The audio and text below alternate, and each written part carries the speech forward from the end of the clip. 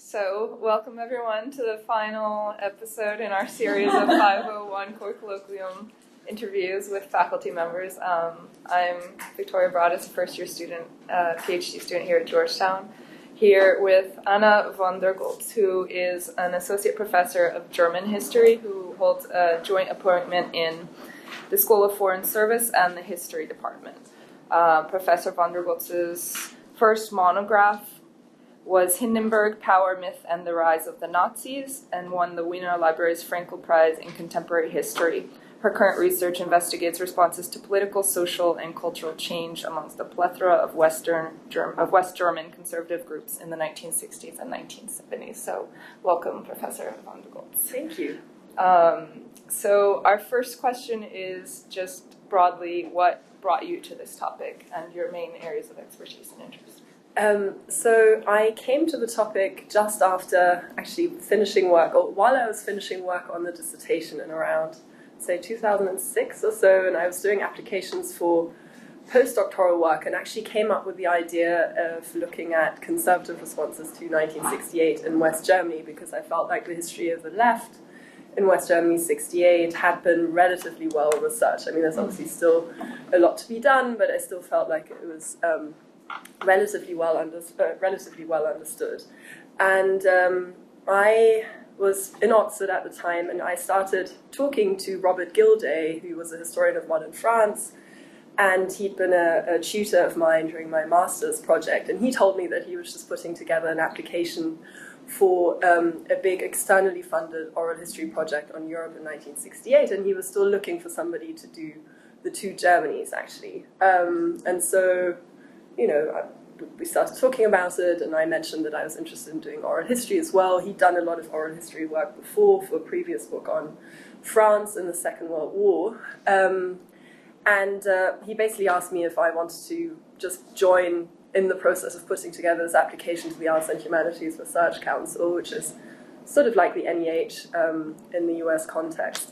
And so I, wrote up a sort of short proposal of what I might do, and then we ended up getting the money, and that effectively meant that I put the conservative stuff on hold for quite a while, and actually got some additional funding. I had a postdoc in Oxford, but I got some additional funding to do this project, and it ended up taking quite a few years and significant amounts of time, and really taught me that collaborative work sometimes takes even more time than working individually on something. But that project became Europe 1968, which is the book that you partly looked at for today. And again, I was sort of trying to find an angle that wasn't quite as well researched, and the East German 68 seemed to be the more interesting, and there just seemed to be more room to especially do oral history. And that's how I started thinking about sort of the East German 68. And the article that you read sort of emerged out of this project. I was trying to do something with just the East German interviews, and it became part of a special issue on what oral history might contribute to understanding memories of 68, and so that's that. But I then, after finishing this, returned to my conservative student activist, and that's a monograph I'm currently trying to finish, which also involves a really significant oral history component, but also a lot of archival material, and that's the big difference with the work that you've read, actually. And we can talk more about that later on, I guess. Great. So you mentioned that you were really interested in the possibilities opened up by looking at East Germany. I wanted to go a little bit further into that. There was a provocative statement in Making Sense of East Germany's 1968 that says the West had 1968 and the East did not. Can you tell us a little bit more about what's behind that statement, and then what lessons we might be able to take from Germany about understanding 1968 globally? So that statement is actually by Daniel Cohn-Bendit, who was one of the probably best known, I'd say, apart from Rudi Dutschke and someone like Tariq Ali, he was probably Europe's archetypical 68er, one of the most vocal, contributed a lot to codifying the memory of 68. actually, and he said this at a conference in the early 90s, and it was, I think it sort of expresses this idea that the West is somehow the yardstick for what constitutes an actual 68, and I talk about it a little bit in the introduction, that there's really a strong tradition of contrasting the history of East Germany with that of the Federal Republic. And usually when that happens, the East German side comes up short, doesn't have a civic culture, didn't liberalize in the same way, and so forth. And so I was sort of using that to just start talking about what the East German 68 meant. And interestingly, I think some of the earliest voices that started talking about a specific East German 68 were sort of actually arguing against this kind of account. So they were taking statements like Cohn-Bendit's and were sort of trying to write themselves into the story by stressing that actually there was a lot going on in the East, and that it also involved the establishment of a civic culture of dissent from below, sort of grassroots democracy. And so the earliest version, I think, of the Eastern 68 that we get is the one that tries to say it was a lot like the West, and in some ways even better, because we ultimately sparked an actual revolution, not just a sort of cultural liberalization, but we brought about 1989, which is, of course, quite a reductive understanding of 89 as well. As most of you know, Gorbachev actually had something to do with what happened, and just economic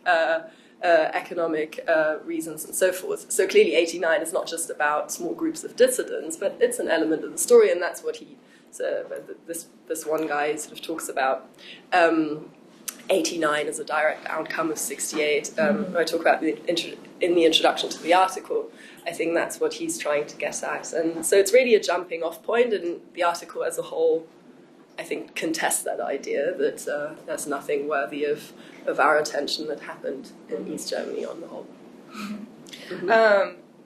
On that note, I also wanted to talk about the officially sponsored memory that has come out of 68, or has followed, and because in your essay you discussed the narrative of East German 68 that the government has come to sponsor. So I wanted to see if you could tell us a little bit about that official memory versus what you've come across as collective and individual memory.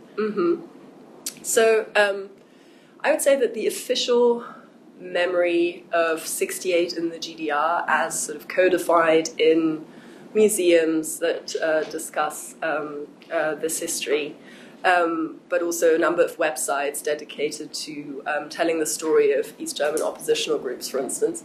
They focus on the first three set of stories that I discuss in the article. So it's really about 68 as a moment during which people who were either already opposed to the regime or perhaps had actually sort of broadly endorsed socialist institutions, in which they fell out of love with the idea and actually in the aftermath then start opting for more open forms of dissidence.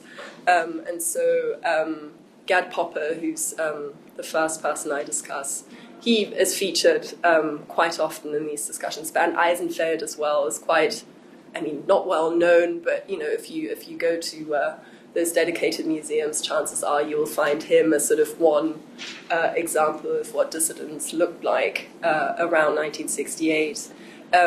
Not Claudia Wegner, she's actually not that prominent, but her sister Bettina Wegner is extremely well known. She was a very famous singer-songwriter in the GDR and pushed out by the regime, and she was also a very beautiful woman. So, a lot of museums use her as a sort of young, beautiful, revolutionary singer-songwriter who fell out of love with socialism in the end because of the repression she encountered in the wake of 68. And so I would say that those stories are contained most easily within this officially sponsored memory culture. And the reason that in unified Germany it's endorsed is because it's so easy to link it to the post-89 settlement. And those stories, I think, implicitly endorse, as I say in the article, the form of democracy established in unified Germany after 89.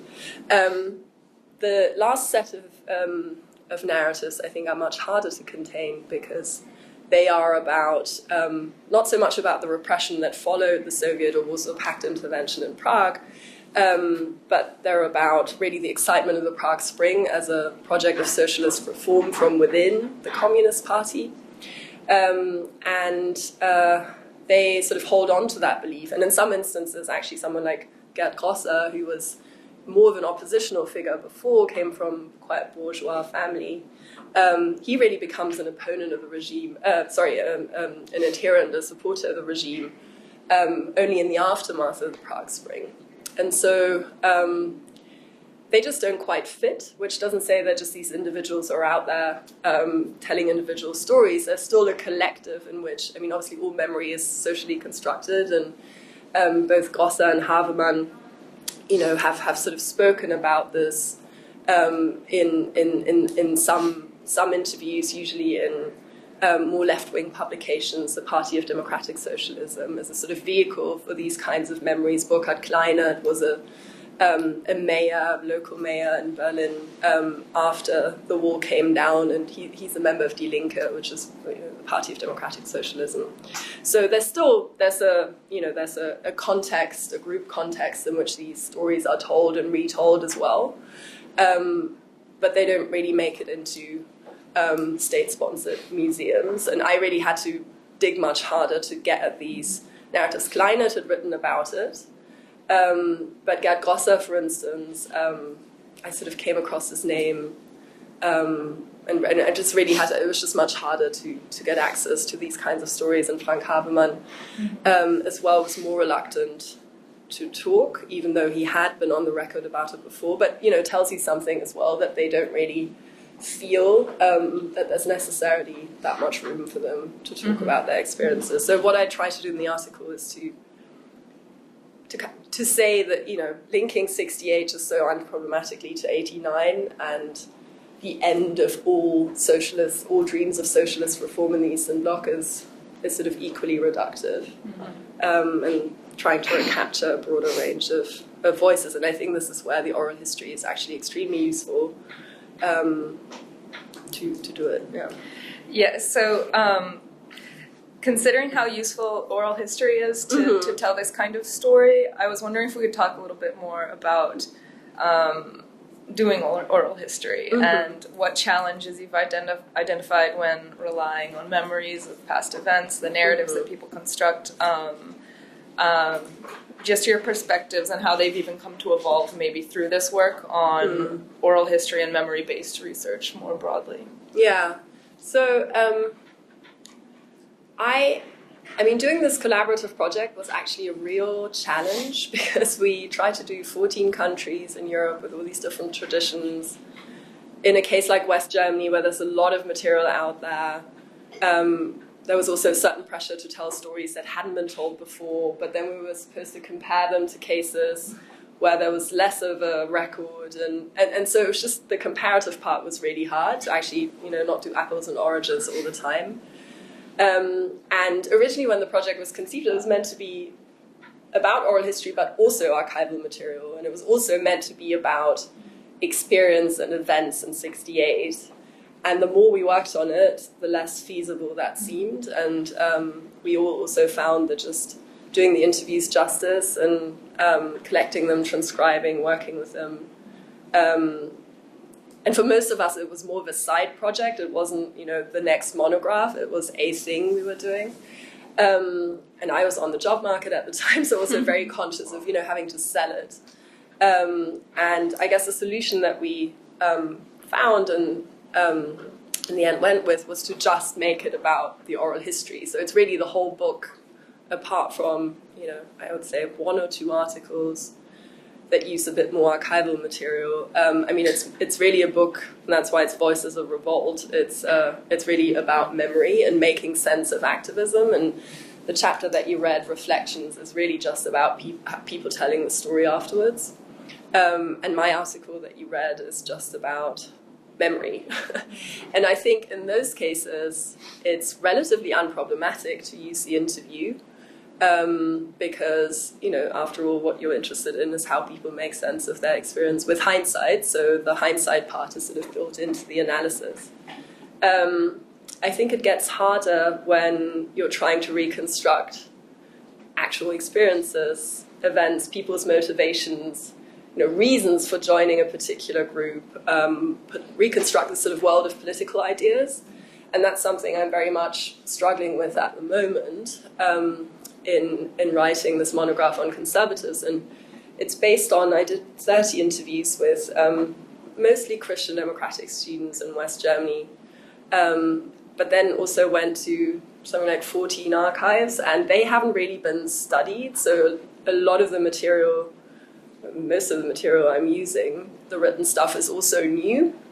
And I actually really need to say what they were up to, what they believed, and reconstruct all of that. But then I also have these interviews, and I struggled for a really long time about how to just do it in narrative form, how to sort of get those different materials into the same chapters. In the beginning, I thought I would keep them entirely separate. It would be the facts and then the memory.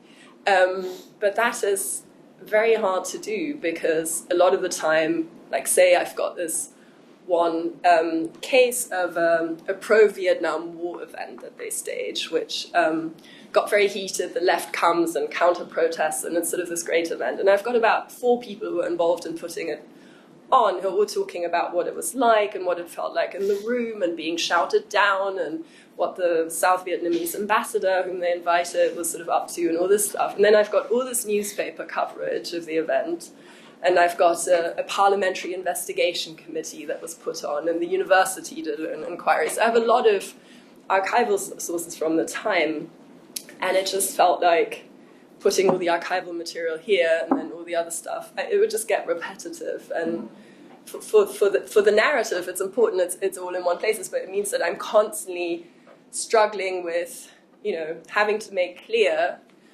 just through my writing, that I'm aware that the interview is something that's done 40, 50 years later. There's an element of hindsight, of course, and I'm trying to just sort of weave it into the writing and to use terms that make clear, claimed, he remembered it like this and this. But I haven't written, I've got a sort of a very early draft for funding applications, but I haven't gone back and actually written the introduction with all the methodology. And I think that that's going to be, that's going to be hard.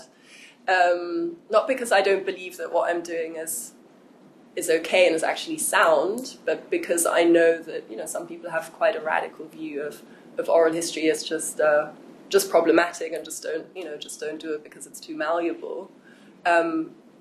I really don't believe it, and through sort of triangulating and sort of looking at sources from the period, I mean, there are very few instances where I found people just making stuff up or completely misrepresenting things.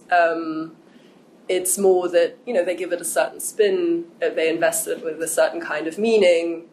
Interestingly, the pro-Vietnam War activism is not something conservatives like to remember, because the Vietnam War, is not really seen in the same way, I suppose.